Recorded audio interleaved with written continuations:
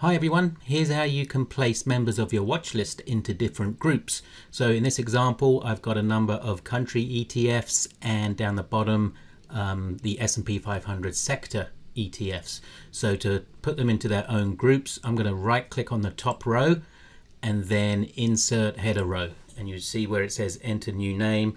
I'm just going to type country ETFs and hit enter, and you can see that grey bar at the top there.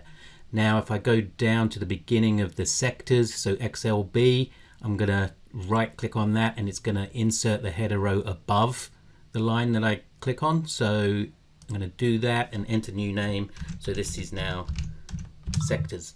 So you can see now that we've got them separately into those groups, so we can minimize by clicking the little minus sign there to hide them. And we can also, if we right click in the column on the grey bar, under summary type, we can perform certain calculations. So it's set to none at the moment, but if we do count, that will tell us how many in each group. So 17 country, 11 sectors. And actually there's also a summary row we can put in. So if we right click anywhere in the watch list, under properties, show summary row, that puts a line at the top that counts up everything. So 28 total, and there's the breakdown.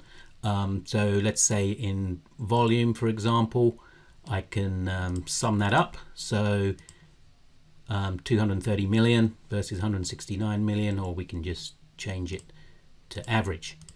One final thing, you will see this little icon here, which is open group as. So this, if I click on that, that'll open that country ETF group in, we can select. So let's say I want to do an RRG.